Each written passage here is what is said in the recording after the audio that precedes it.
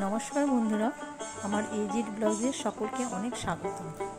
আজকের রেসিপি বকফুলের বড়া কীভাবে ছাড়াচ্ছি এবং কীভাবে তৈরি করছি সম্পূর্ণ ভিডিওটা দেখুন, তবে হবে টেস্টি আর মচমচে। আমি বকফুলটা ছাড়ানো দেখিয়ে দিলাম। এরপর বেসনের মধ্যে দিয়ে দিলাম কালো জিরেটা দিয়ে দিয়েছি। এরপর দিয়ে দেবো অল্প একটু জোয়ানটা দিলে কী হবে, এতে হজমটাও ভালোভাবে ক্ষতি করবে না আর টেস্টটাও খুব সুন্দর হয়, ঝাল ঝাল বেশ।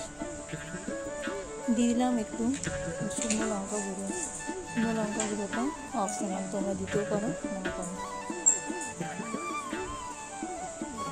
এরপর এগুলোকে ভালো করে আমি মিশিয়ে নেব,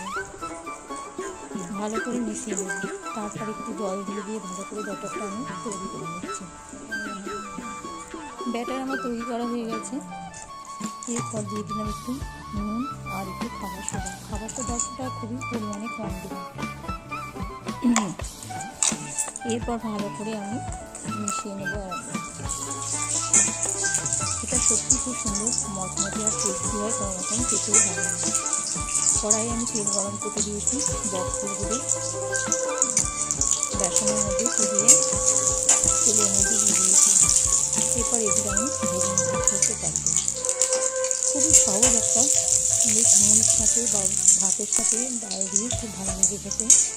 তোমরা বাড়িতে চেষ্টা করে অবশ্যই পারবে, অবশ্যই জানি সবাই এটা জানে, তবুও আমি কেমন করে করি সেটাই দেখা হয়। বকফুলগুলো হয়ে গেছে বড়া করা, আমরা অল্প অল্প করে সব তুলে নিচ্ছি। ভিডিওটা ভালো লাগলে লাইক করবে আর কমেন্ট করবে। আবার একটা নতুন রেসিপি।